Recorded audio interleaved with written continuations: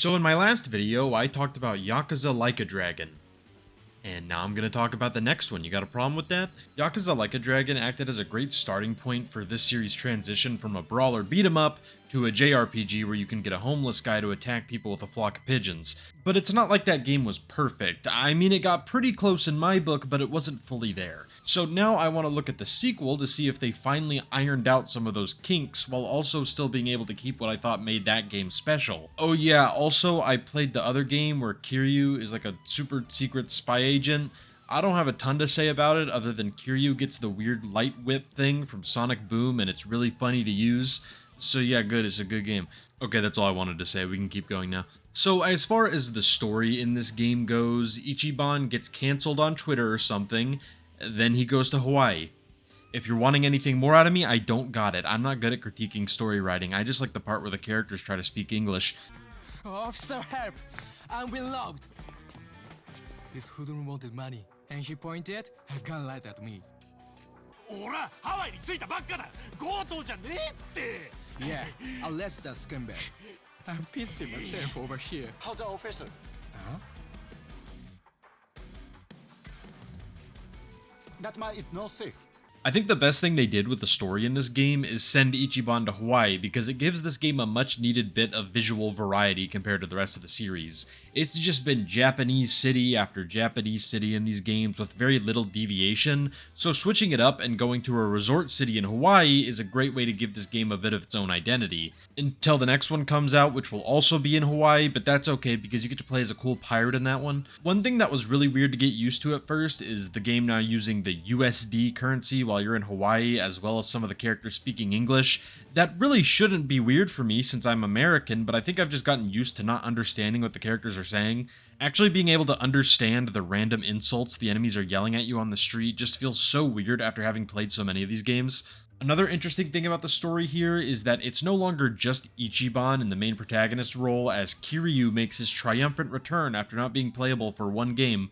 I won't go too in-depth to not spoil anything here, but I will say that I think this game does a much better job as a finale to Kiryu's story than a game like Yakuza 6 does.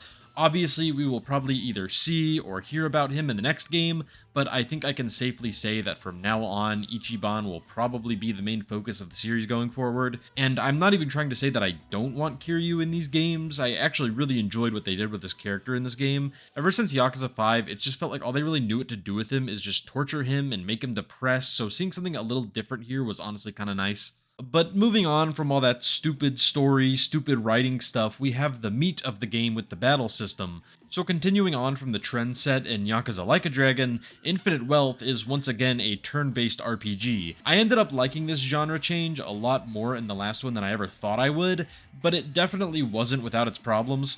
For the most part, the combat was fairly simple, and once you found the right classes for everybody in your party, it was fairly easy as well. This game isn't that much harder, but it's also much more willing to let you experiment a little more with how you want to play. In the last game, you definitely could switch out your classes more, but there wasn't much incentive to. There were specific classes that were good on specific characters, and once you found a combination that worked for you, you just stuck with that. In my video reviewing that game, I literally said that I think the best way to fix this would be to allow you to transfer more abilities between classes. And they literally did exactly that. In Like a Dragon, there were just a few abilities per class that you could keep after switching to a different one, but now all of your abilities are transferable, except you can only choose a limited number of them, which is based on your bond with that character. I think this change both makes me more willing to experiment with other jobs more often, as well as making the bonds with your party members much more useful.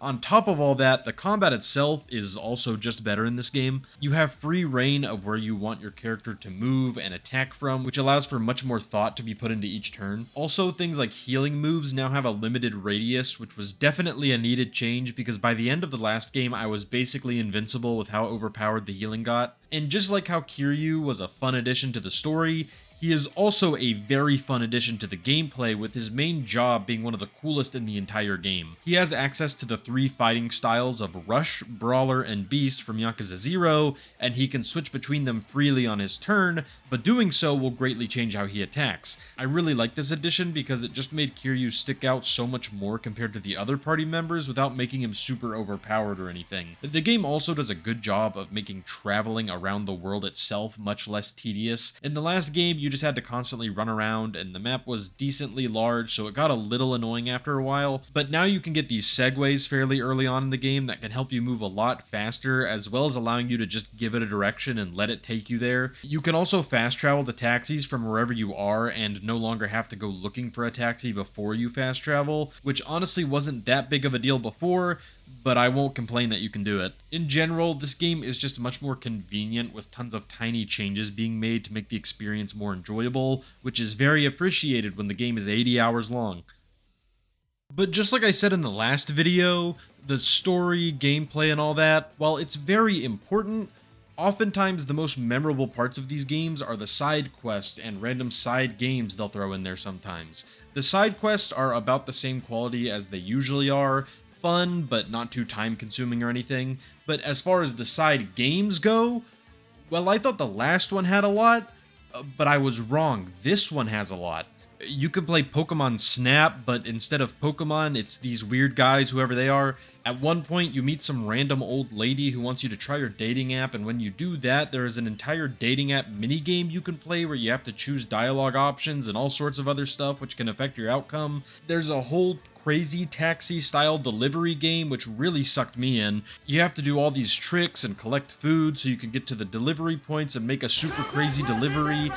There's a whole ranking system like the can game in the last one, and speaking of the can game, later on when you go back to Japan, you can play the can game, which is basically unchanged from how it was originally, but I liked it, so it's fine.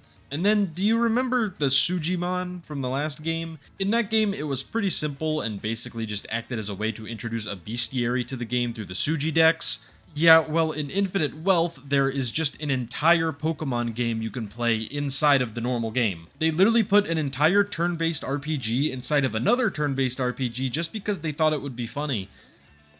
Yeah, and then there's the entire Animal Crossing game, which has its own map, gameplay, and story, as well as a building/crafting mechanic, kind of like in Animal Crossing New Horizons, and you can make like entire little towns and stuff. Keep in mind that all of this is within a really big RPG that would still be very large even without any of this. There is just so much to do in this game, and it's not one of those situations where one aspect of the game suffers because they put too much time into one thing. It's all quality. Obviously, the Sujimon and Dondoko Island aren't actually as good as a real Pokemon or Animal Crossing game.